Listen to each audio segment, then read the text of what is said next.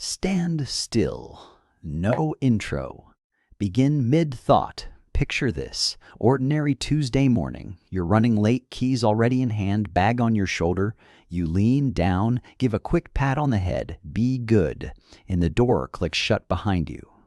And in that silence, your dog walks to the window. Tail lowers slowly. Nails click on the hardwood as they settle into position. And just wait. No destruction. No howling. Nothing dramatic. Just a dog quietly absorbing something their owner has absolutely no idea they're causing. The damage in dog ownership rarely looks like damage. It looks like a Tuesday. And before we get into all 5 mistakes, the 5th one on this list is the one owners push back on the hardest because it looks exactly like love. We'll get there. Steady eye contact, no smile. Most owners operate from a comfortable baseline. The food is premium. The vet bills get paid. Walks happen most days. By conventional metrics, everything is fine.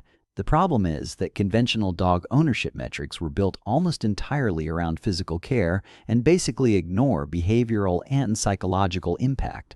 The mistakes in this video aren't being made by neglectful owners. They're being made by attentive, well-meaning owners who simply never received accurate information. That's the more uncomfortable version of this conversation. And it's the accurate one. Mistake 1. The emotional farewell. You know this one. The ritual before leaving. The baby talk. The extended petting. The mommy loves you so much. You're such a good boy. I'll be back so soon. Owners do this to manage their own guilt. What it actually does, neurologically, is signal to the dog that departure is a high emotion event worth being anxious about. Research from the University of London on pre-departure cues and separation anxiety found that dogs begin exhibiting measurable stress behaviors in response to the ritual before the owner even reaches the door.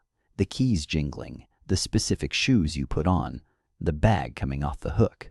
By the time you're actually saying goodbye, the cortisol is already moving, so just ignore them when you leave?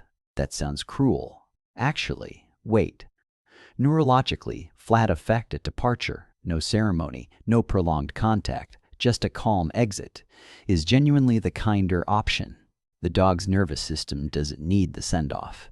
It needs the baseline to be low. Here's the part most people don't think about.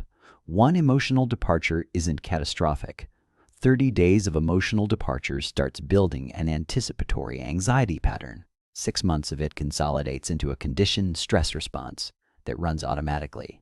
Longitudinal behavioral research consistently shows that separation-related problems in dogs develop gradually through repeated environmental conditioning, not from single traumatic events. By the time the behavioral symptoms are visible, the destruction, the barking, the neighbors leaving notes, the cause has been running for months. Owners treat the symptom. The source keeps running. Mistake 2. Inconsistent rules. The couch is allowed on Sunday when you're relaxed, not on Monday when you're stressed and running late. Jumping up is cute when you get home after a good day. Gets corrected when you don't. The dog isn't confused by this. They're being trained into uncertainty. Watch the microbehavior this produces. The dog who stands at the edge of the furniture with one paw on the cushion, watching your face for a signal that may or may not come. That's not a dog being stubborn. That's a dog who has learned that the rule isn't the rule. Your mood is the rule. Variable punishment schedules in canine learning theory don't produce compliance. They produce anxiety. The dog isn't guessing what behavior you want. They're guessing what version of you they're dealing with today. Mistake 3. Comforting fear with physical restraint. Thunderstorm, fireworks, the vet waiting room. Dog is trembling. Owner pulls them close, speaks in high-pitched reassurance, strokes them continuously.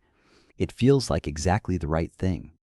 Behaviorally, it's reinforcement of the fear state. Dr. Karen Overall's veterinary behavioral research on inadvertent fear reinforcement is fairly direct on this.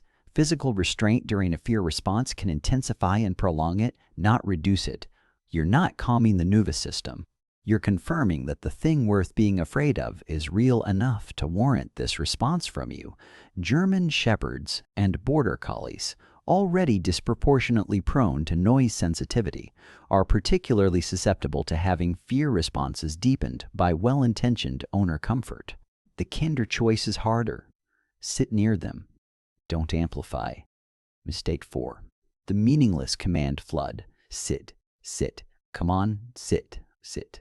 Every repeated unanswered command that receives no consequence teaches the dog that commands are negotiable. Operant conditioning research is clear. The first unresponded command that produces no follow-through begins eroding the stimulus response chain immediately. Look deadpan into camera. The textbooks say to redirect their attention at this point. Great advice. Extremely useful when your dog has decided today is an autonomy day and has absolutely no interest in your redirection attempts. One command, one time. If it's ignored, physically guide the behavior or drop the request entirely. The repetition isn't patience, it's training them to wait you out. Here's what all 4 of these mistakes have in common. None of them look like mistakes. The emotional goodbye looks like love. Comforting fear looks like empathy. Repeated commands look like patience. Inconsistent rules look like flexibility. This is exactly why they persist. They're being emotionally rewarded in the owner even as they cause measurable harm to the dog.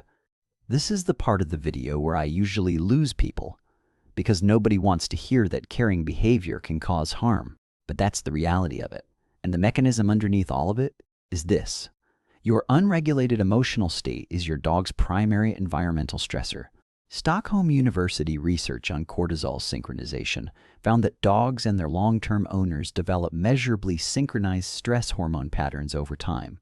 A chronically anxious owner isn't just difficult to live with. They are, at a physiological level, a chronic stressor the dog cannot escape.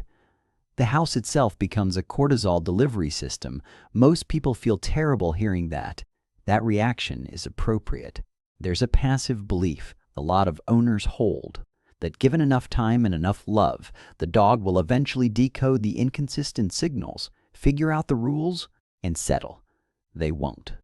Dogs don't interpolate meaning from inconsistency. They adapt to it by becoming hypervigilant, anxious, or behaviorally shut down. Research on chronic unpredictability in canine behavioral environments shows measurable increases in baseline cortisol and decreases in exploratory behavior. They don't figure it out. They just stop trusting that the environment makes sense. The deeper layer of this is something I'd call the invisible contract. DOMs operate on a continuously updated set of learned predictions about how the world functions inside their specific relationship with you. Every consistent behavior you produce writes a clause. Every inconsistency erodes one. Your dog is not judging you morally, but they are constantly assessing whether the contract is holding. Canine social cognition research on predictability and psychological safety is consistent on this. The most behaviorally stable dogs are not necessarily the most trained. They're the ones whose contracts are the most reliable. Consistency isn't a training technique. It's the foundation the dog's psychology runs on, and the physical cost of getting this wrong is real. Chronic low-level stress, exactly the kind produced by the daily mistakes in this video, elevates baseline cortisol, suppresses immune function, disrupts sleep, and accelerates cellular aging in dogs the same way it does in humans. Veterinary research on allostatic load in companion animals, the cumulative physiological cost of chronic stress exposure, shows that the behavioral problems owners see are the surface layer.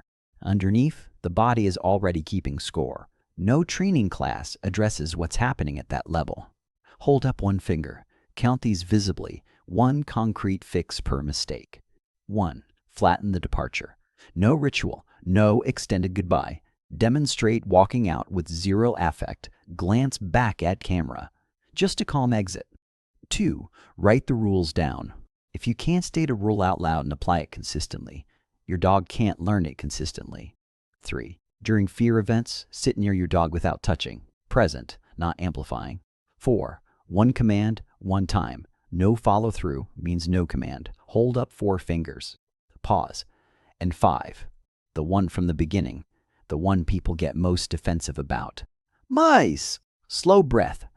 It's this, treating your dog as an emotional support object for your own psychological needs while calling it care for them. The constant carrying, the anxious checking, making them a substitute for human connection. None of that is for the dog. It's for the owner. And dogs absorb it as a chronic low-level signal that the world requires vigilance, that something is always slightly wrong because you are always slightly unsettled. Your dog doesn't need to be your everything. They need you to be regulated. Those are not the same thing, and the gap between them is where most behavioral problems actually live. The behavior isn't the problem. You are the environment, and environments either produce stability or they don't. Direct, unhurried eye contact with camera. Which of these 5 are you actually doing? Not which ones you used to do. Which ones happened this week? Comment the number below. No judgment, just data. Like this, if it landed somewhere uncomfortable, that usually means it was accurate. And subscribe, because the next video covers the specific signals your dog sends when they're approaching their stress limit and what happens in the body and behavior if you keep missing them.